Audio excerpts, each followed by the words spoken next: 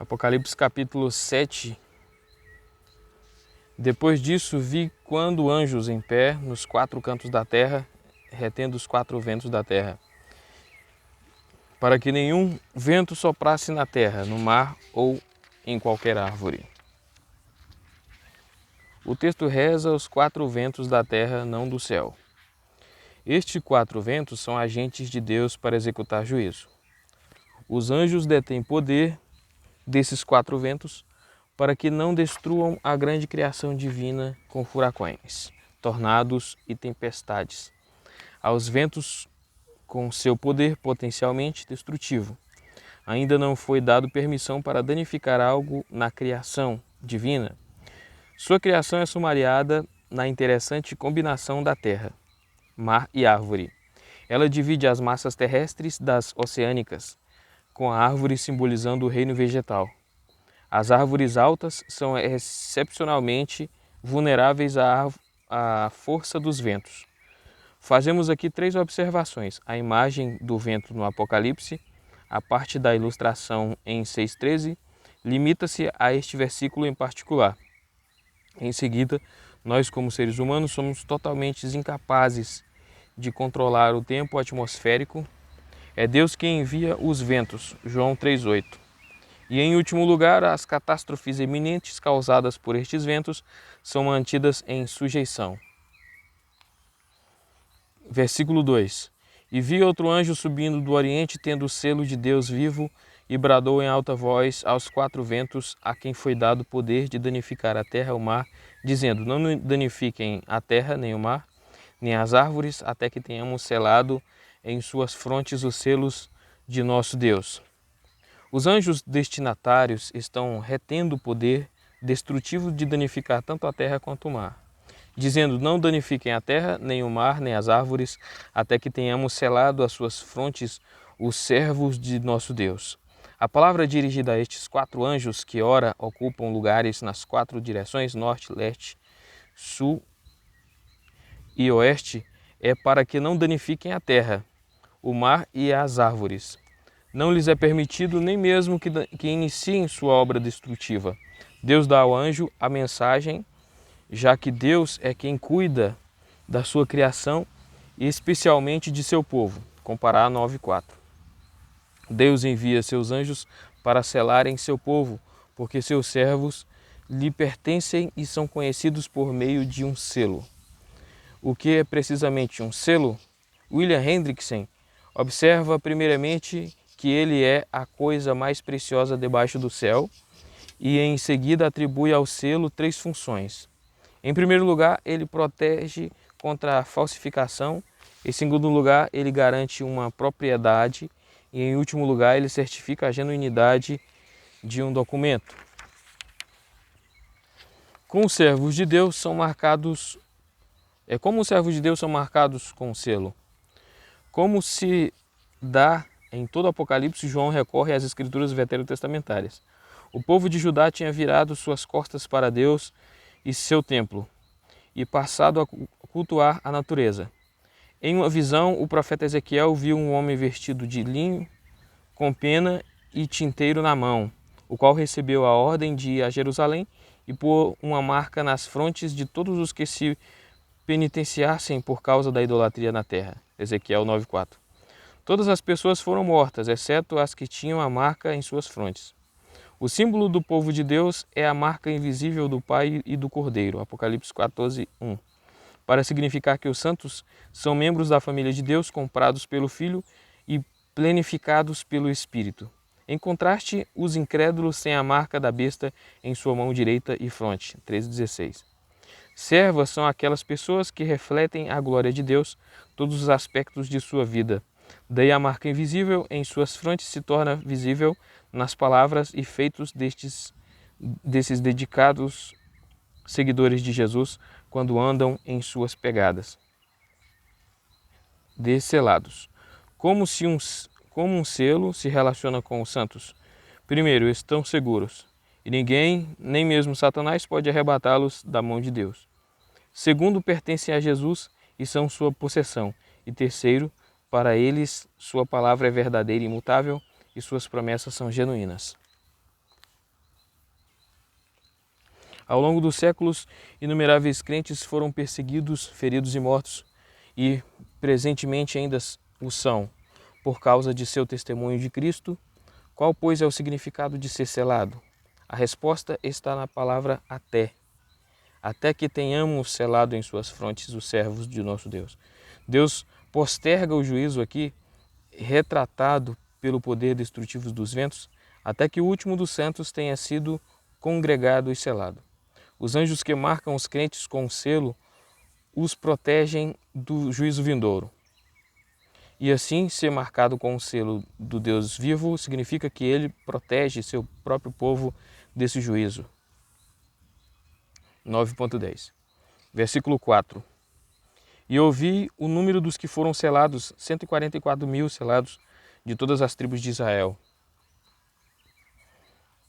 O número dos que são selados é 144.000, que é 12 vezes 12.000. 12 ao quadrado vezes 10 cúbitos. O número 12 no Apocalipse sempre se refere àquilo que é perfeito, os santos. A mulher com 12 estrelas em sua cabeça, as 12 tribos de Israel, os vários aspectos da Nova Jerusalém e os 12 frutos que as árvores produzem, e o número 1000 é 10 vezes 10 vezes 10. É 10 vezes 10 vezes 10, que é uma multidão. 10 é o número de plenitude no sistema decimal. No caso, ele falou aqui 3 vezes, né? No caso, 10 vezes 10 vezes 10. Né? Daí, 144.000 é o número simbólico que expressa uma multidão marcada por perfeição absoluta. 12 tribos de Israel, vezes 12 apóstolos, vezes 1000 é igual a perfeição, vezes uma multidão. Aqui está o quadro do ideal, que é seguido de um quadro do real no versículo 9.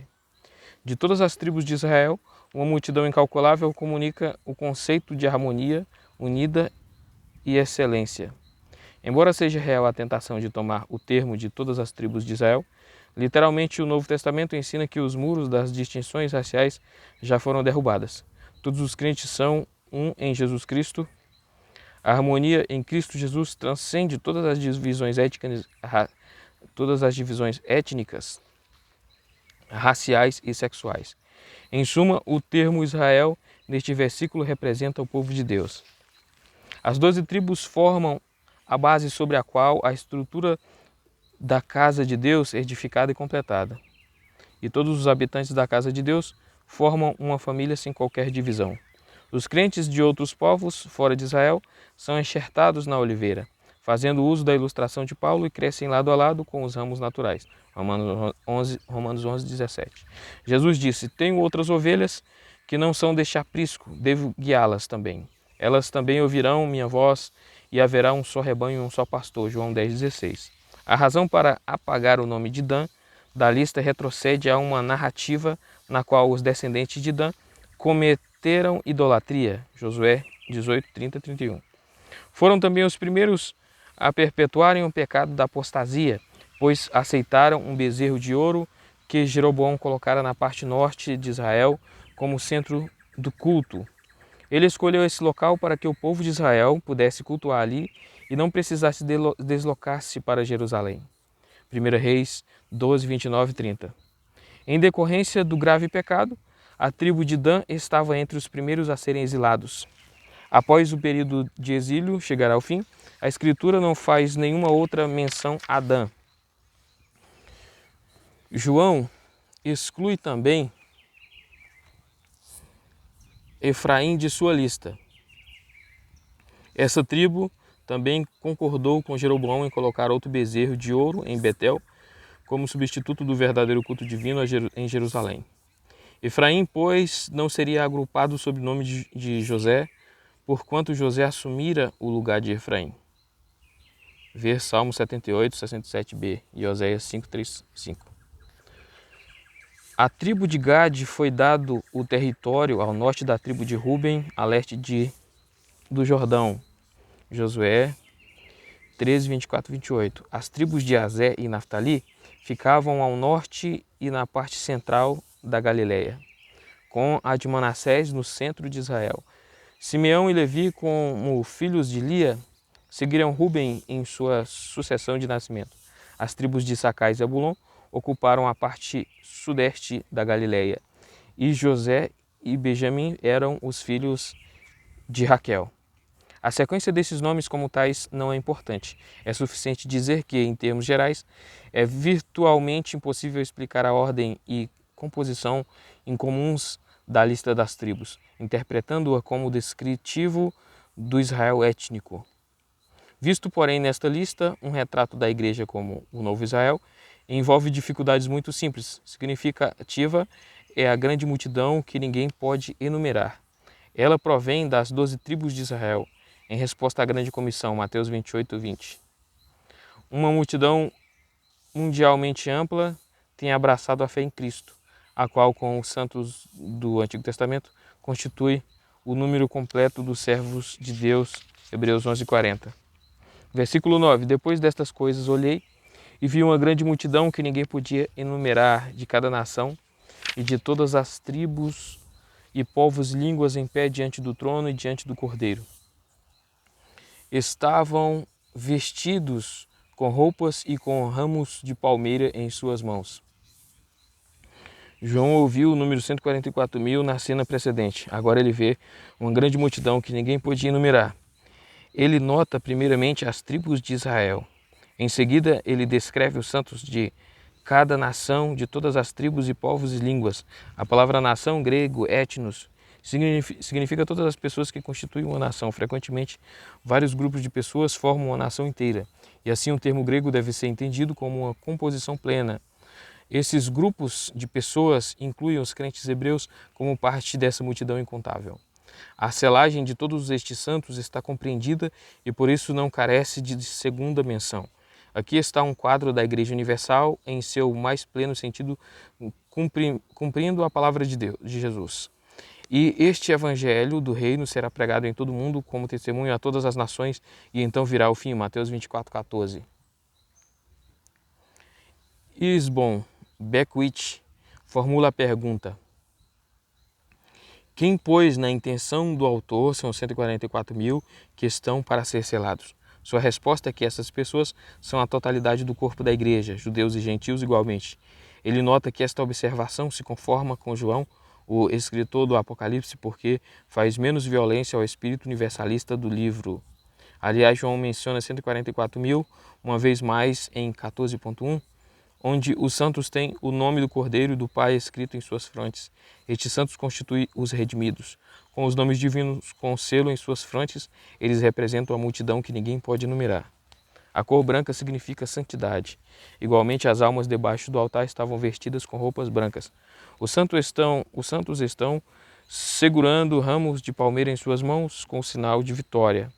Dos 4 evangelistas, somente João nota que, na entrada triunfal de Jesus no domingo de Ramos, o povo tomou ramos de palmeira para recebê-lo.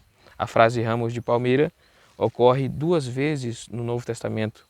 Aqui em João 12:13, ver também Levítico 23:40 e 1 Macabeus 13:51 e 2 Macabeus 10:7.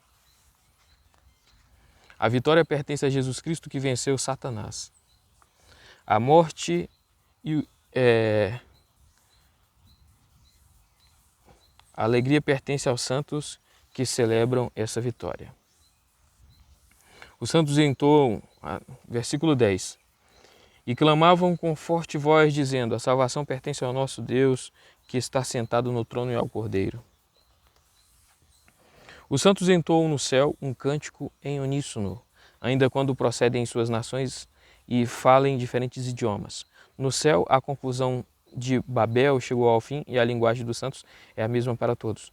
Como em outros lugares, João ouve os habitantes do céu falarem em alta voz. Aqui, porém, com júbilo, entoa um cântico no qual a palavra salvação recebe toda a ênfase em decorrência da obra de redenção consumada pelo Cordeiro. Os redimidos estão em pé diante do trono de Deus. Deus, que está sentado no trono, planejou a obra salvífica em prol de seu povo e comissionou seu Filho para iniciá-la, executá-la e completá-la. Com seu cântico, eles expressam louvor e ações de graças a Deus. o qual morreu e ressurgiu do túmulo e subiu ao céu para assumir seu lugar à destra de Deus.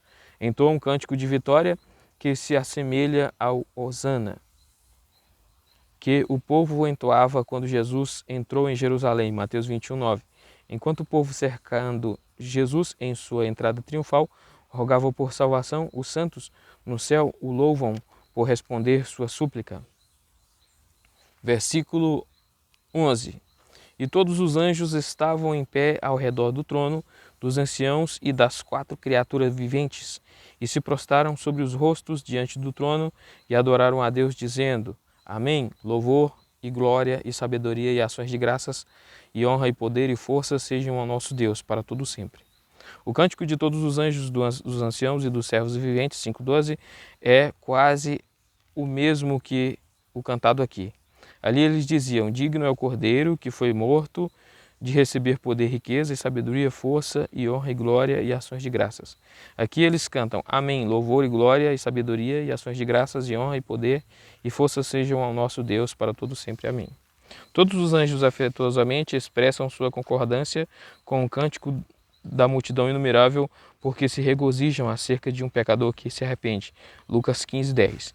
E se inclinam para visualizar atentamente o mistério da salvação. 1 Pedro 1, capítulo 1, versículo 12. Versículo 13. E um dos anciãos me perguntou: quem são estas pessoas que estão vestidas de branco? Quem são e de onde vieram? Versículo 14. E eu lhe disse: Senhor, tu sabes. E ele me disse: esses são os que vieram da grande tribulação e lavaram suas roupas e as alvejaram no sangue do Cordeiro. Identificação. E ele me disse: estes são os que vieram da grande tribulação. Esta parte do texto é passível de interpretações que dependem da teologia hermenêutica e de um comentarista. É impossível interpretar o livro de Apocalipse sem uma metodologia exegética, pois ela afeta até mesmo a tradução, como é evidente nesse versículo. A forma do verbo grego erkomenoi é um particípio presente, aqueles que estão vindo, mas é traduzido vem, veio na KJV ou tem vindo na NVI. A maioria dos estudiosos prefere o último tem vindo por causa do pretérito nos dois verbos seguintes. Lavaram suas vestes e as alvejaram. Definem o tempo presente do particípio vindo como sem tempo, de modo que João é capaz de visualizar a multidão, a parte da ação dos santos vindos do céu. No Antigo Testamento, uma profecia fala de um tempo futuro de angústia, tal como nunca aconteceu desde o princípio das nações até então. Daniel 12:1.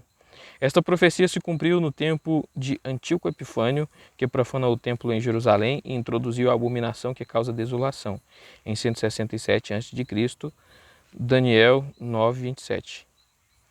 O que Daniel predisse foi plenamente concretizado, 1 Macabeus 9:27.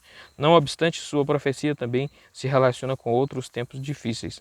Jesus citou a profecia de Daniel em abominação que causa desolação, Mateus 24:15, e aplicou a destruição de Jerusalém em 70 d.C.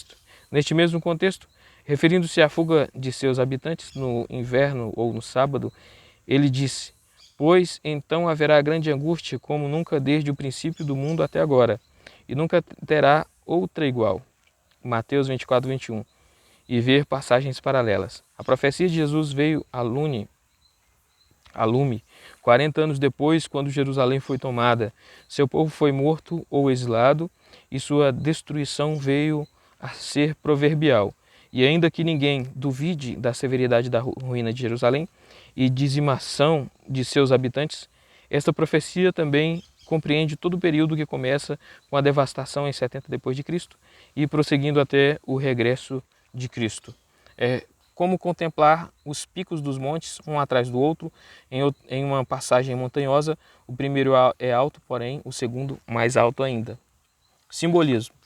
João escreve que estes santos lavaram suas roupas e alvejaram no sangue do Cordeiro. Disse Deus aos israelitas no monte do Sinai que lavassem suas roupas antes de comparecerem diante dele. Êxodo 19, 10, 14. Apresentar-se diante de Deus com roupas sujas lhe é uma abominação.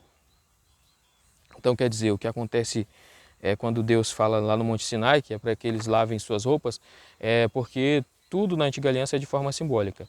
E aí quando quando é na graça aqui, já é de forma espiritual, né? Já não é mais, quer dizer, ali não é uma forma literal, né? Não tem que lavar a veste no sentido literal, né? Mas é no sentido espiritual, já muda o sentido das coisas. Simbolismo. Note que os santos debaixo do altar recebem trajes brancos, aqui já não é simbolismo, né? Enquanto aqui as alvejaram.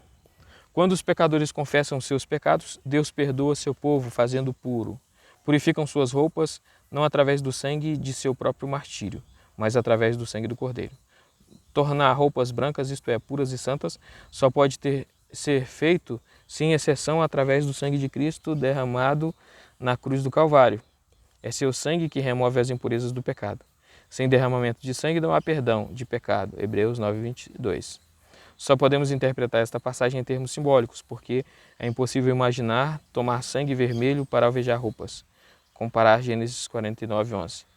O precioso sangue de Cristo figuradamente purifica os pecadores de todo pecado para apresentá-los a Deus santos e imaculados. Efésios 5, 26, 27, 1 João 1, 7. Versículo 15. Portanto, estão diante do trono de Deus e o servem de dia e de noite em seu templo, e aquele que está sentado no trono estenderá sobre eles seu tabernáculo. Versículo 16. E jamais terão fome, nunca mais terão sede, nem o sol os afligirá, nem qualquer calor abrasador. A sentença diante do trono de Deus denota que os santos têm acesso direto àquele que ocupa esse trono. Sua relação com Deus é a mesma que aquele que existia no Jardim do Éden. Aquela que existia no Jardim do Éden, onde Deus andava e falava com Adão e Eva. A palavra templo se refere não à estrutura de um edifício, mas ao contrário, o Santo dos Santos, o qual é o lugar onde Deus habita. Alguns comentaristas veem certo conflito neste versículo com Apocalipse 21, 22, onde se lê que a Nova Jerusalém não possui templo. João, porém, explica que o Senhor Deus Todo-Poderoso e o Cordeiro são seu templo, o que significa que, em virtude da permanência da permeadora presença de Deus, a Nova Jerusalém é em si mesma um santuário. Daí estar na presença de Deus diante do seu trono e servindo incessantemente pode-se comparar ao papel excessivo pelo sumo sacerdote. Aquele que está sentado no trono é a frase usada para descrever Deus, e a sentença ele estenderá sobre ele seu tabernáculo é teologicamente significativa. Aqui está a divina promessa de que Deus outorga segurança a seu povo com sua presença pessoal. Esta é uma doutrina que permeia a escritura de Levítico ao Apocalipse. O desejo de Deus é habitar com o seu povo e que eles o reconheçam como o seu Deus. Note a reiterada fraseologia desse desejo nas seguintes passagens. Estabelecerei minha habitação entre vocês e não os rejeitarei. Andarei entre vocês e serei o seu Deus e vocês serão o meu povo. Levíticos 26, 11, 12. Farei uma aliança de paz com eles. Será uma aliança eterna. Eu os firmarei e os multiplicarei. E porei meu santuário no meio deles para sempre. Minha morada estará com eles. Eu serei o seu Deus e eles serão meu povo. Ezequiel 37, 26 e 27. Eu os trarei de volta para que habitem em Jerusalém. Serão meu povo e eu serei o seu Deus, com fidelidade e justiça. Zacarias 8:8. Vi a cidade santa, a nova Jerusalém que descia dos céus, da parte de Deus, preparada como uma noiva adornada para seu marido. Ouvi uma forte voz que vinha do trono e dizia: agora o tabernáculo de Deus está com os homens, com os quais ele viverá. Eles serão o seu povo e Deus mesmo estará com eles e será seu Deus. Apocalipse 21, 2, 3. Versículo 17. Porque o Cordeiro que está no centro do trono os apacentará e os guiará às fontes de água viva, e Deus enxugará de seus olhos toda lágrima. Esta passagem veterotestamentária se refere ao regresso do cativeiro babilônico para a terra de Israel. Deus disse ao seu povo que não experimentariam fome nem sede. Ele os supriria em suas necessidades básicas para a vida, amenizando sua fome e estancando sua sede em oásis. Ali ele os protegeria do calor do sol e do escaldante vento do deserto. Durante seu ministério terreno, Jesus se revelou como pastor de seu povo. Ele chamou a si mesmo de o bom pastor e instruiu Pedro para pastorear suas ovelhas. E por sua vez, Pedro chama Jesus de o supremo pastor, enquanto ele e os colegas anciãos o servem como pastores do rebanho. 1 Pedro 5:4. Esses perfis são extraídos do Israel agrícola. Assim Davi compôs o Salmo 23 e o profeta Ezequiel transmitiu a palavra de Deus a seu povo. Porei sobre eles um pastor, meu servo Davi, e ele os guiará. Os guiará e será seu pastor. Ezequiel 34:23. Jesus, o bom pastor, protege suas ovelhas do perigo e da destruição, as guia às pastagens verdejantes e encontra para elas correntes de água refrescante. E na visão que João teve na Nova Jerusalém, Deus habita com seu povo e como seu Deus enxuga de seus olhos toda lágrima. Não mais haverá morte, nem pranto, nem clamor, nem dor, porque a antiga ordem das coisas já se passou. Esta é uma bem-aventurança eterna que só pode ser descrita em quadros emprestados desta cena terrena. Deus abençoando como uma mãe que enxuga as lágrimas dos rostos de seus filhinhos. A última linha deste versículo é um quadro de alegria e felicidade, de livramento do pecado e da culpa, de salvação plena e gratuita. É uma cena de vida no mais pleno sentido do termo, estar para sempre na presença do nosso Deus, da aliança que habita no meio dos santos glorificados. É o paraíso restaurado.